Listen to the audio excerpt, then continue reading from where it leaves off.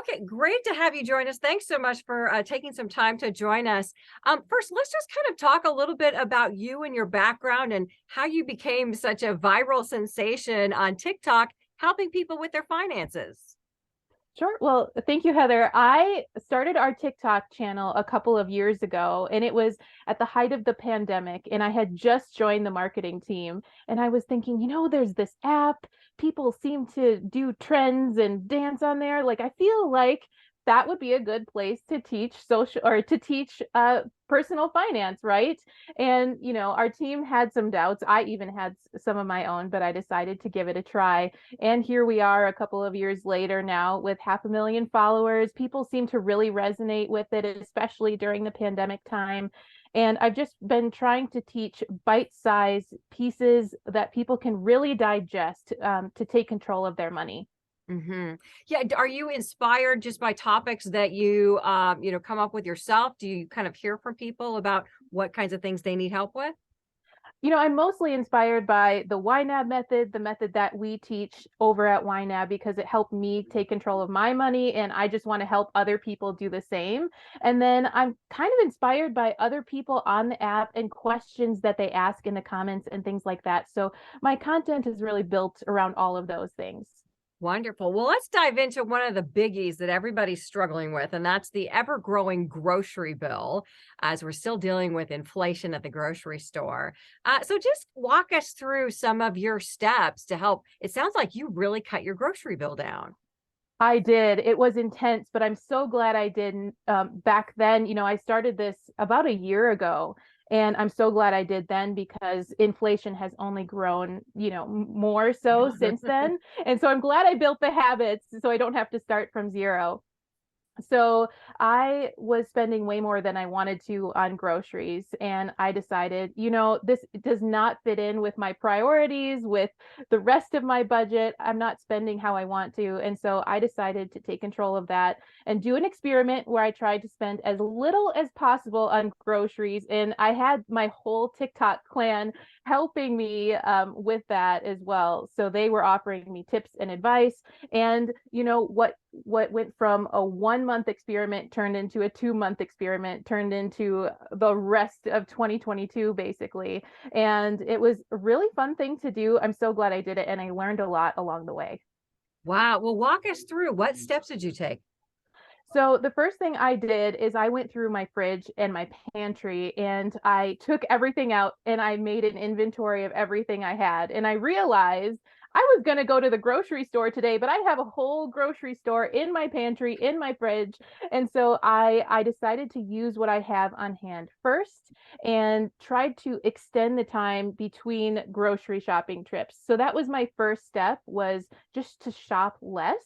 And then the second step was to change where I shopped. So a lot of my TikTok followers were suggesting Aldi.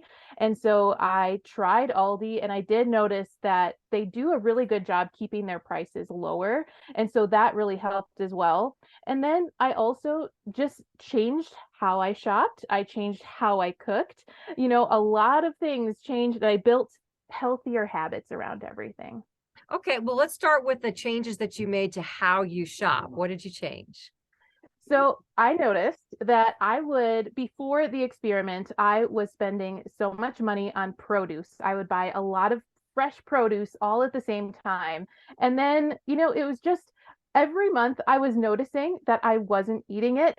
There was a lot that was going to waste, and I felt bad. I was having to throw out a lot of produce at one time because I wasn't using it. So I cut down on the amount of fresh produce that I was using, and I only bought a little bit at a time. And that really seemed to help. I also made an intentional list based off of the food that I already had on hand and then meal plans that I was making. And so I went to the grocery store with a plan already, and I tried not to deviate from that list. So those were two big changes that I made. Okay, and then how did you make changes to the way that you cook? So I started making what I call my three purpose meals, and I would cook a large batch of food all at once. And then I would use some for dinner that night. We would save some for lunch the next day, and then we would freeze the rest to use at a different date when maybe we didn't have time to cook. And I found that cooking in larger batches really was the biggest help for me. And especially as a busy working mom, it helped me to stretch the food that I use, actually use the ingredients that I have. And another thing that changed is I made a little box called the Eat Me First box, and I put it in the fridge. And every time I would clean out the fridge, I'd put the food that needed to be used up first, and I made sure to prioritize that when I was cooking. That's a good idea. Oh, you touched on freezing some of the food that you're making. What are some of your other tips to just help make sure that we're making our food last longer so that we're not having to throw it out?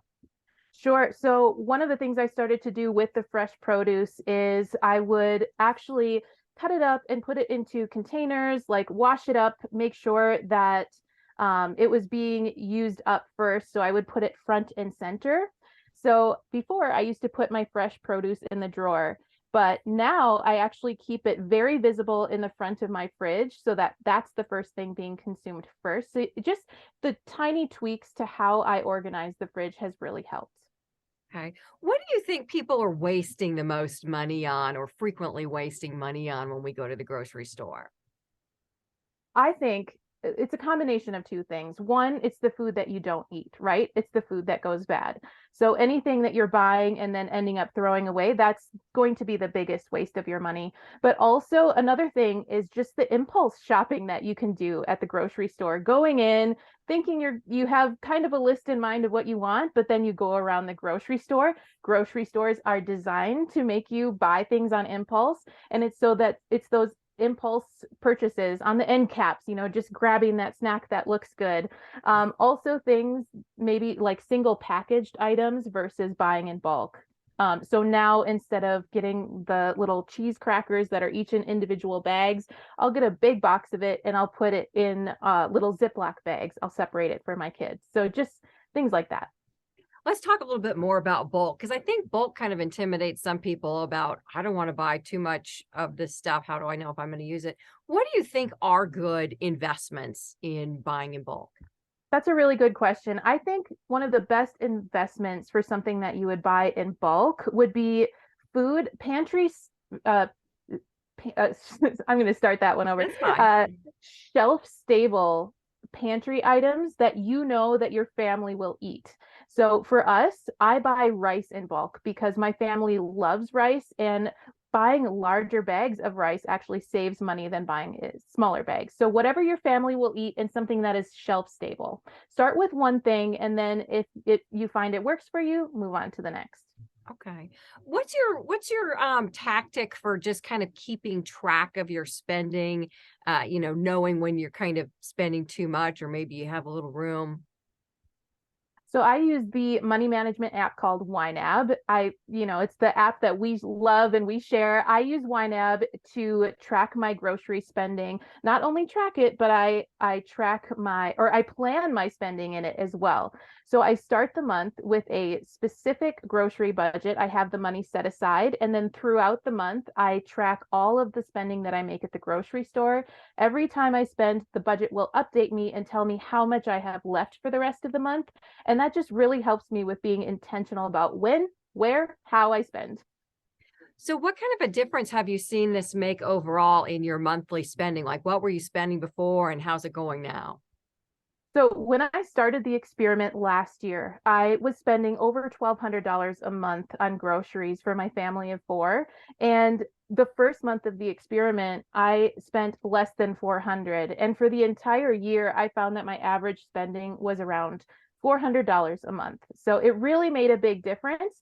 I would say now with grocery prices going up a little bit, I'm at around the 600 mark, but it's much less than that original 1,200. Yeah, and we all feel you. We all seen it go up no matter what you do.